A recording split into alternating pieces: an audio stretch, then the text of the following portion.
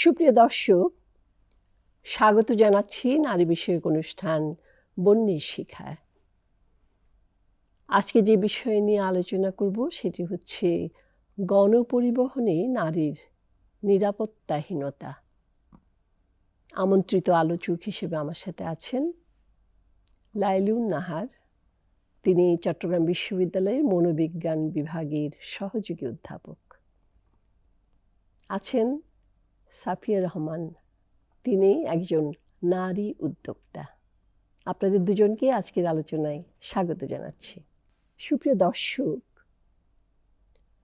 পরিবহন মানেই হচ্ছে রিক্সা থেকে বাস, ট্রেন থেকে প্লেন, অর্থাৎ যোগাযোগ।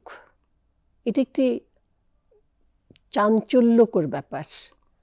মানুষ ঘোরে পৃথিবীর এপার থেকে ওপারে, মানুষ ঘুরে দেশের ওপার থেকে ওপারে। শুধু কি মানুষ?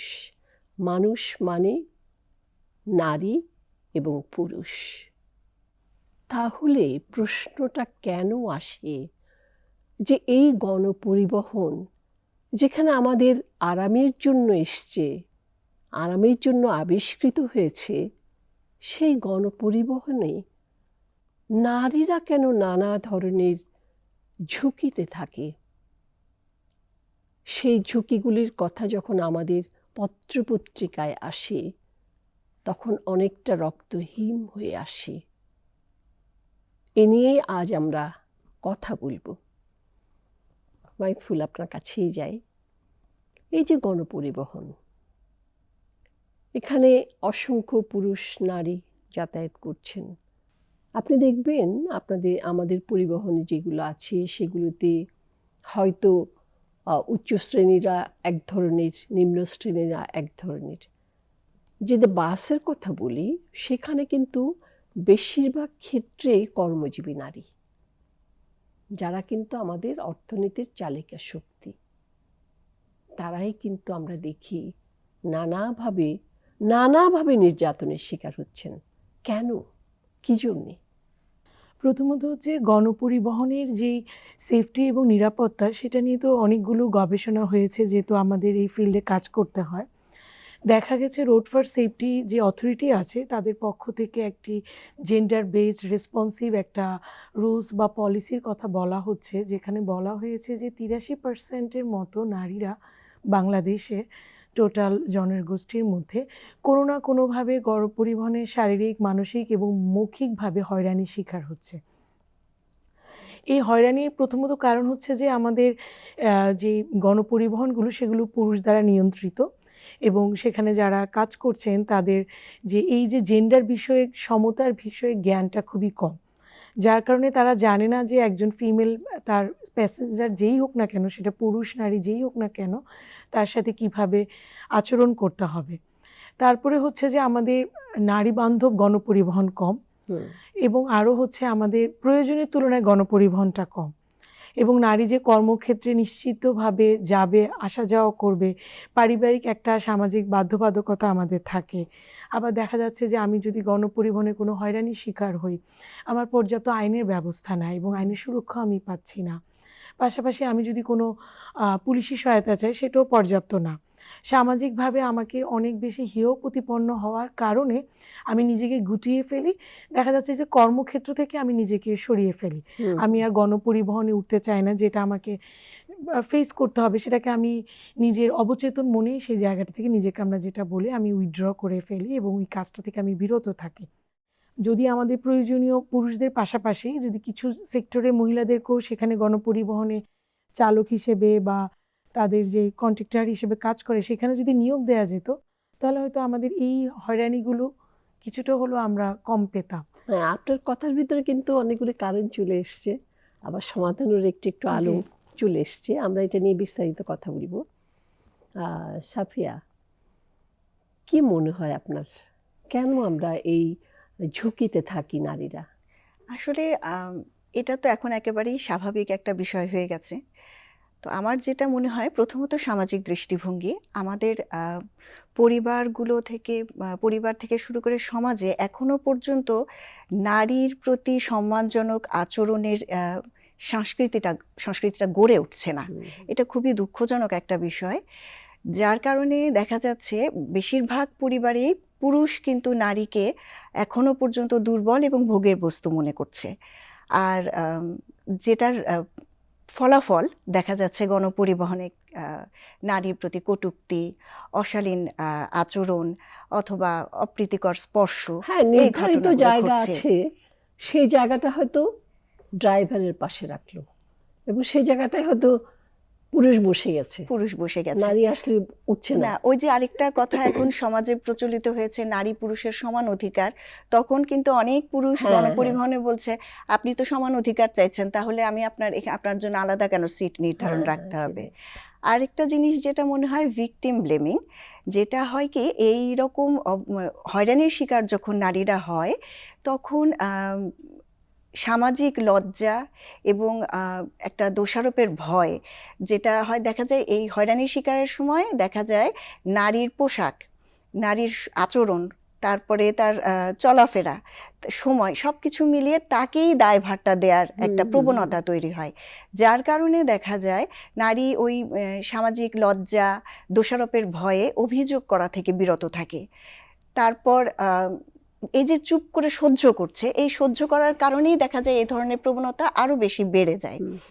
আরেকটা জিনিস, আমাদের পরিবহনগুলোতে ব্যবস্থাপনার অভাব তো অবশ্যই আছে, যেহেতু আমাদের আপা বললেন যে আমাদের গণপরিবহনের সংখ্যা তো আসলে জনসংখ্যার তুলনায় অপ্রতুল, যার কারণে আমরা এটা বলতেই পারি যে ওখানে তো আসলে নজরদারির অভাব দেখা যায়।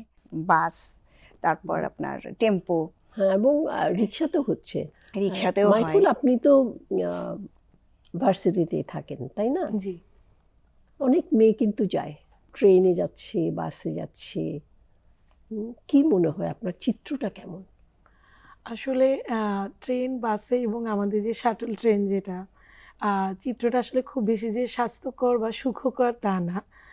তারা প্রচুর হ্যারাসমেন্টের শিকার হয়, যেটা তারা অনেক সময় কেউ নোটিশ করে, কেউ অফিসিয়ালি নোটিশ করে না। কারণ এখন আপনি জানেন সোশ্যাল মিডিয়ার যুগ, কিছু হলে একটা পার্সনের হ্যাঁ, একটা ভাইরাল হয়ে গেল। মানে তার যে প্রাইভেসি জায়গাটা খুব আমরা হ্যাম্পার করে ফেলি, যার কারণে তারা অনেক সময় লিখিত অভিযোগ চাইলেও করে না।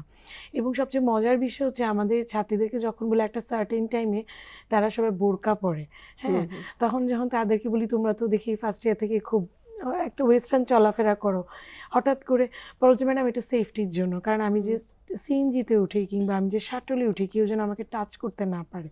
এই যে একটা আভ্র দিয়ে, পোশাক দিয়ে সে তার নিরাপত্তাটা নিশ্চিত করছে, কারণ তার ধারণা যে নিশ্চয় আমার পোশাকে এমন কোনো এলিমেন্টস থাকে যেটা অন্য ব্যক্তি আমাকে হ্যারাসমেন্ট করার সুযোগ পায়। তো এইটাও একটা কারণ। আরেকটা হচ্ছে যে ওদের যে আমরা যেটা বলি যে গণপরিবহন বা আমাদের ইউনিভার্সিটিগুলোতে যেই বাসগুলো আছে সেগুলো এখন যদিও আইডি কার্ডের ব্যবস্থা আছে কিন্তু এত বেশি পরিমাণে কম। আসলে দেখা যাচ্ছে যে আমাদের শাটল ট্রেনটা বিশেষ করে এটা তো একটা লোকাল এরিয়া দিয়ে যায়, সেখানকার মানুষদেরও একটা দাবি থাকে, তাদের জমি তাদেরকে রাইট দিতে হবে। তো আলটিমেটলি তারা কিন্তু প্রচুর এখানে ভিক্টিমাইজড হয় বিভিন্নভাবে। তো দেখা যাচ্ছে যে সেটা কোনোভাবে আমরা অনেক চেষ্টা করেও যে স্টুডেন্ট বান্ধব করা যাচ্ছে না।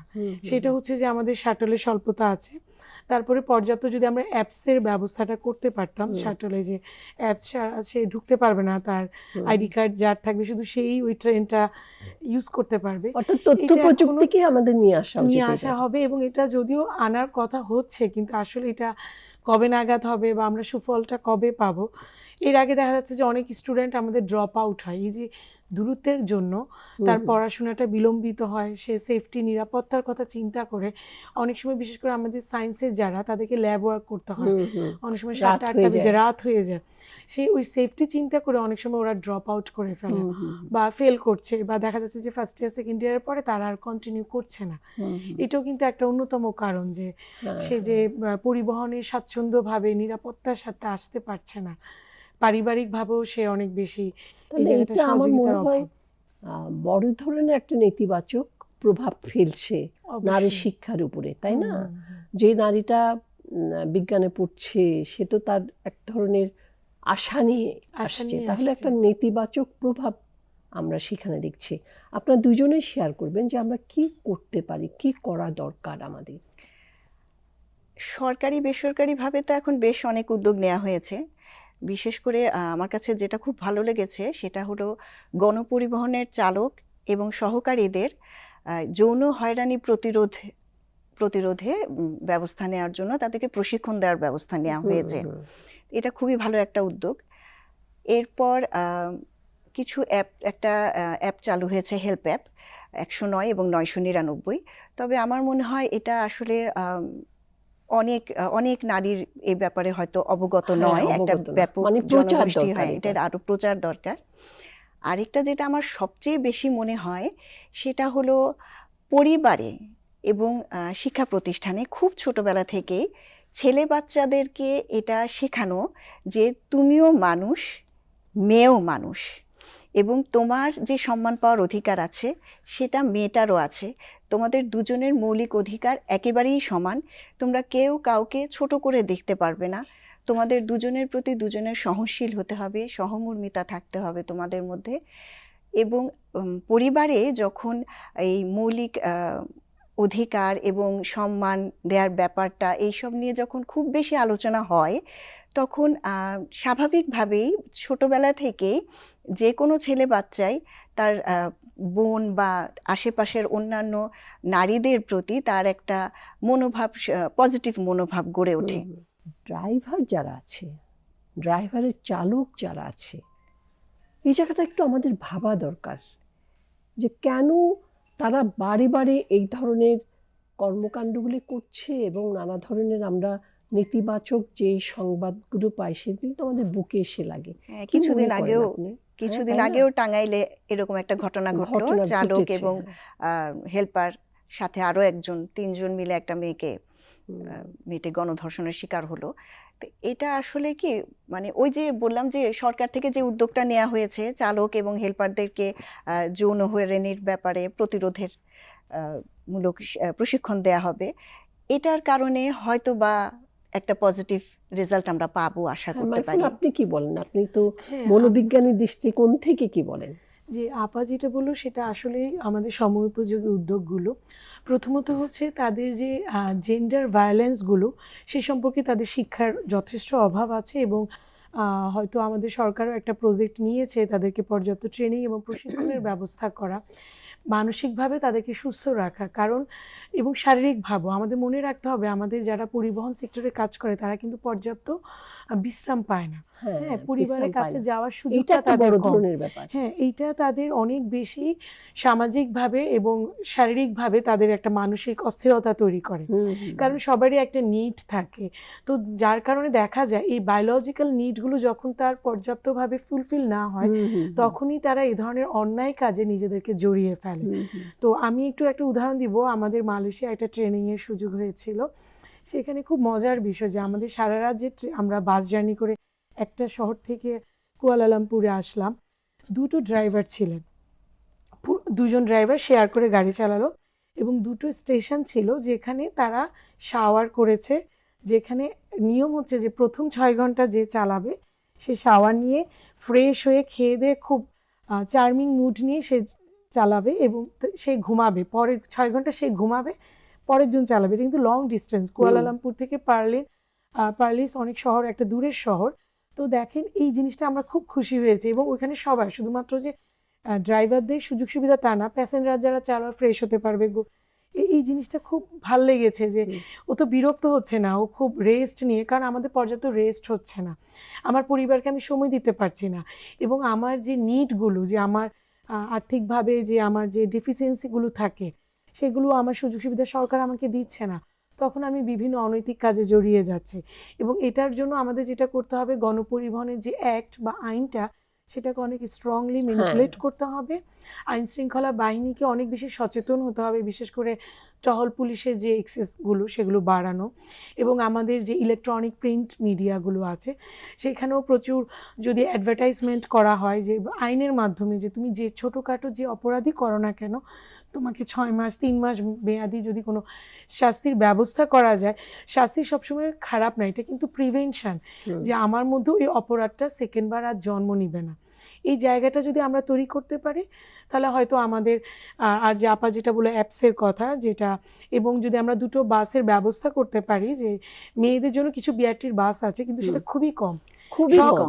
সব শহরে নাই, শুধু ঢাকা কেন্দ্রিক। চিটংয়ে হয়তো আছে কিনা আমি জানি না, হয়তো নগণ্য। না এখন নাই। এখন যদি আমাদের সরকারিভাবে ওই ব্যবস্থা করা হয়, প্রতিটি জেলা শহরে মেয়েদের জন্য কিছু আলাদা বাস সার্ভিস থাকবে, রুট থাকবে, তাহলে হবে কি আমাদের অর্থনৈতিকভাবে আমাদের দেশ সমৃদ্ধশালী হবে। কারণ এই যৌন হয়রানি এবং ট্রান্সপোর্টেশনের হয়রানির জন্য আমাদের দেশের 63% মেয়ে এখন কর্মসংস্থানে যেতে চায় না। হ্যাঁ, এটা একটা বড় ব্যাপার। সেটা আমাদের আর্থিকভাবে আমরা অনেক ক্ষতিগ্রস্ত হচ্ছি এবং দূরের কর্মসংস্থানে যেতে চায় না, তাহলে আমাদের জেন্ডার ডিসক্রিমিনেশনটা রয়ে যাচ্ছে।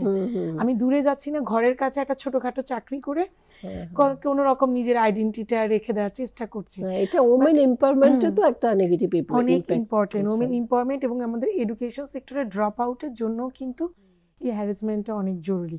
এবং এই জন্য যদি আমরা পর্যাপ্ত ট্রেনিং আমাদের লেবার স্টাফ এবং প্যাসেঞ্জারদেরকেও বোঝাতে হবে, সবসময় যে আমাদের পরিবহন শ্রমিকরা এটাতে দায়ী তা না, অনেক সময় আমরা প্যাসেঞ্জার দ্বারাও হচ্ছে।